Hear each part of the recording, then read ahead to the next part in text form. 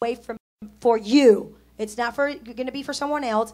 Whatever you want to. So when November comes or whenever the conference is going to be, then you're going to have money set aside for you, and you don't have to worry about it during the months that is before you. So this is the Sparkle Club starting 2014 January. So look forward at Generation of Faith. Thank you so much for being here tonight. And let me tell you, God spoke to us about creative ideas, and when she gave that idea, I was amazed, because sometimes even I come from Puerto Rico, so we put stuff in layaway, you know.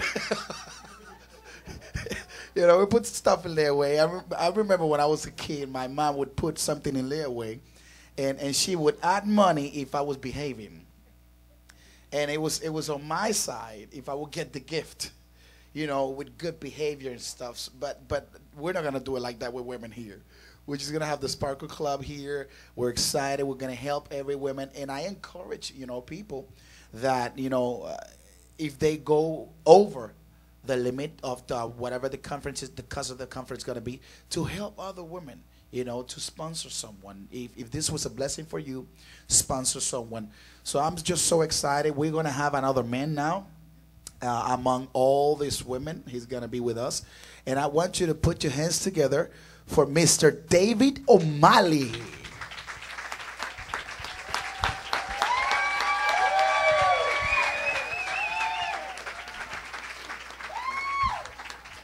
Come on, one more time, one more time.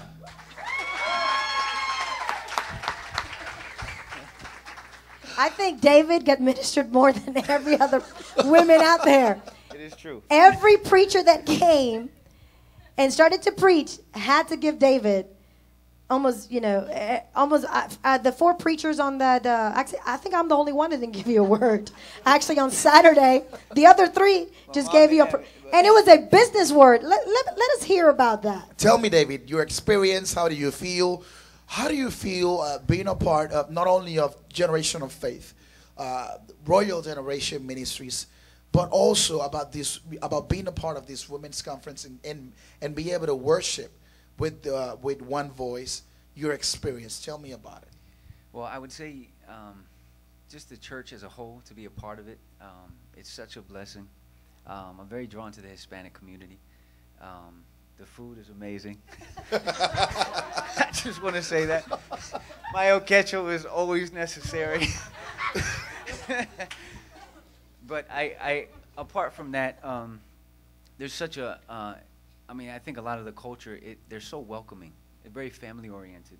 So you couple that with the spiritual aspect, it's just truly a match made in heaven, if I could put words to it. And so that's a blessing in and of itself, to be from Gainesville to come here, to be a part of this. And then to be a part of One Voice is also just a privilege, as I said it before, with the spirit of excellency that's there.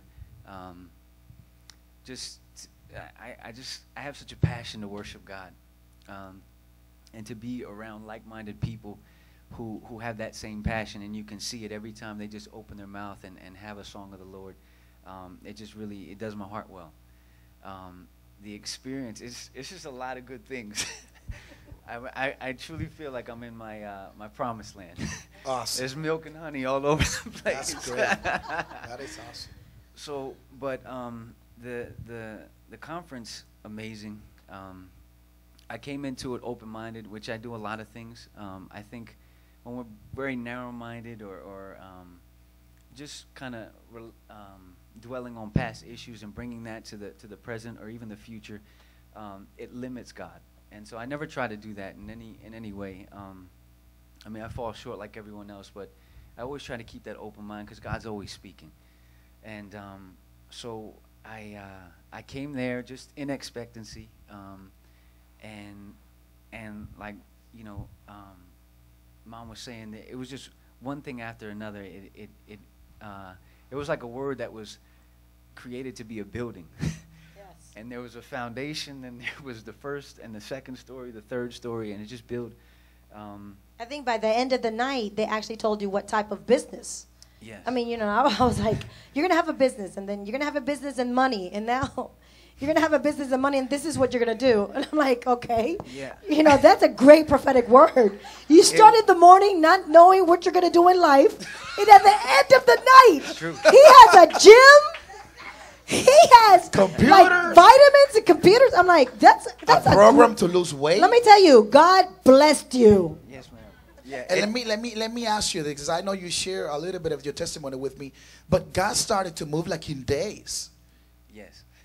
I actually I go to the gym pretty often, 5 days a week. I try to get it in, and that Monday I decided to go to a different gym. I'm a part of Planet Fitness, and so I go to this gym, and then this guy, he approaches me talking about back pain, and he's feeling very uneasy and uncomfortable, and he says, you know what do I do for this? And so I just shared with him, because I you know, at one point I had tweaked my back a little bit, and so I'm very careful and cautious now to just stretch before I engage in my activity. And so I showed him, you know, some things, and then we actually went on to the weights, and I was showing him some different like exercises to do for your lower back. 2 days later. So it was like the manifestation of, because she had mentioned something about, you know, having my own gym and the business aspect, but I think she also mentioned something about just training people. And so I was breathless. You know, when she told me what she did, I was just overwhelmed. I think I'm still processing it, because I don't even know what it all looks like and how it's going to manifest. But I do believe the report of the Lord. And I just thank God for being in position. And let me tell you, this is important, because one of the things that Prophetess Jones said was in 24 hours we were going to start to see flourishing of different prophetic words.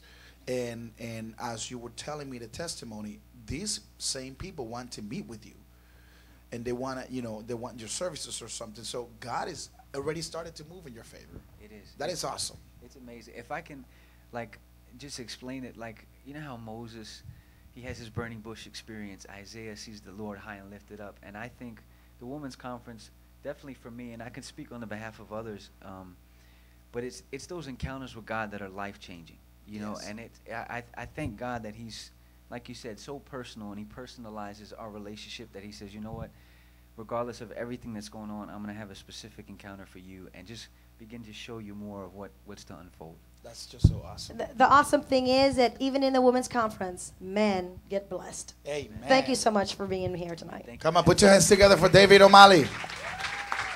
We have one other person very special to us at this moment. We got three more. But I want you to introduce them, and I want you to start with these women of God, and just let's see what the Lord did in the last weekend for her. This woman of God is Pastor Heidi Fernandez. So tell us your experience. I would like to hear more personal experience than abroad. Well, I have to say that after the Sparkle experience, something came to mind. It was in the beginning of this year. Besides it being the year of double fruitfulness and multiplication, we were speaking about challenges. We started with the 21-day challenge of Daniel's fast. Throughout the whole year, it's been nothing but challenges. And as we were in preparation for this event, and I'm speaking behind the scenes, calling places, booking things, ordering things behind the scenes of this event. And one thing that came to my mind during the whole preparation was, wow, this is a big challenge. And I felt a rejoicing spirit inside of me, because at the end of the Sparkle experience, I could honestly say we have fulfilled this challenge.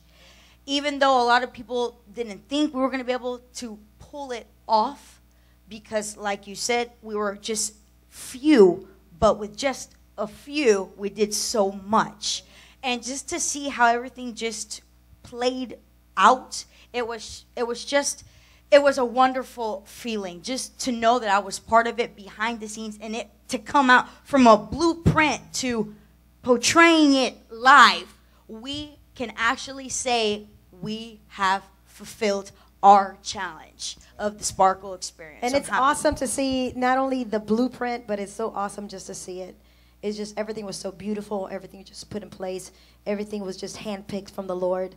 I just love to see when God actually just, he surprises us. So I know there was a lot of surprises. Tell me how you felt ministering in the worship, as in music, for Pastor Shonda, and just so many other, I mean, you ministered while I was also preaching. So tell me that type of experience, how you feel as a musician. Well, for many that don't know, I'm playing because of this woman right here. She, for the past 10 years, has kind of launched what is the music ministry in my life. So where I'm today for the music is because of this couple right here. So it's always an honor to get to play for both of you guys, whether in the house or outside of the house, because I can finally realize and understand what my calling is. Before in other churches, it's, well, I'm there just to play. But this is my life. This is what I do. It's like what David just said. I have a passion for worship. Worship, for me, is just my lifeline. It's my environment. It's where I know that I feel alive. So this past experience was just another dimension, like Sheila spoke about in the first segment. It's another dimension. It's like, wow, I'm playing for these awesome women of God that are so well known, and to be part of that, it's amazing. And I have to say that from all the 3 days that I had the chance to play, on Sunday, everyone keeps talking about Sunday because Sunday has to be one of the best days. It was like the icing on the cake.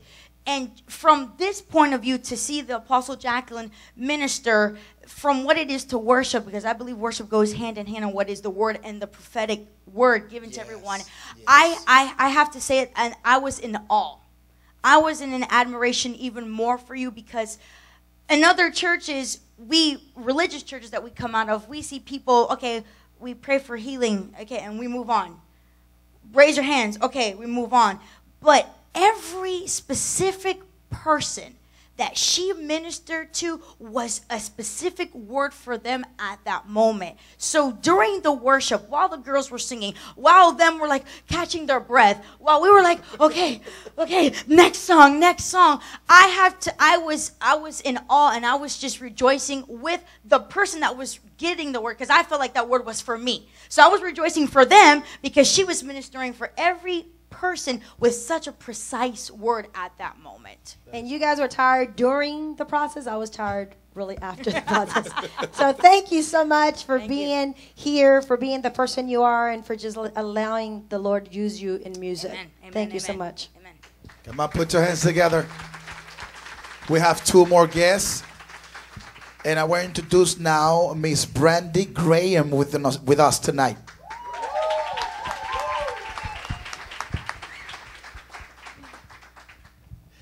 Tell us, Miss Brandy, how do you feel? A little bit about your experience with the church and with the women's conference. How do you feel? How do you would feel before and after the women's conference? Let us know how you feel. Expectancy. I was expecting it to be great, and it came out great. I came in. You know what? I wrote the second day. I wrote down 3 things. I said, you know what, Lord, I'm expecting you to move in this, and for the prophetess, the woman of God, to come, and she pinpointed right. She said exactly everything I wrote down about my kids. I said, Lord, you know what? Bless them. You know, I want them to do even great in school and with my marriage. And she said, you know what? God is going to refresh that thing. It's nothing like hearing that when you're going through, when you're saying, okay, honey, look, you get on my nerves, and I'm sure I'm getting on yours. But she Let's be real tonight. Yes, I gotta be. Like, she said, God's gonna refresh that thing. I said, I felt relief. And for God to give you gifts and talents. And I said, Lord, I can do a lot of things, and I want to do so much, and I want to get in this, into that. But she pinpointed, she said, you're gonna have a boutique. And I said, oh, confirmation, because the second day that we came to GOF, that had said, you know, I see you looking into a store for your husband to do. And I was like, okay, yes, I was doing that. So I looked over at you two. I'm like, oh, you remember that? Yeah, God used you to tell me that the second day. So it was confirmation. And like I said, it was expectancy. I expected God to move, to speak. I needed God to move and speak, and he spoke through you. And I thank you both for even coming up with this conference. It was the first time I came to a conference by myself. So I was feeling a little vulnerable. I was like, Lord, I don't have my sisters with me, my friends, you know, to nudge and be like, yeah. But I was overwhelmed. I was full of joy.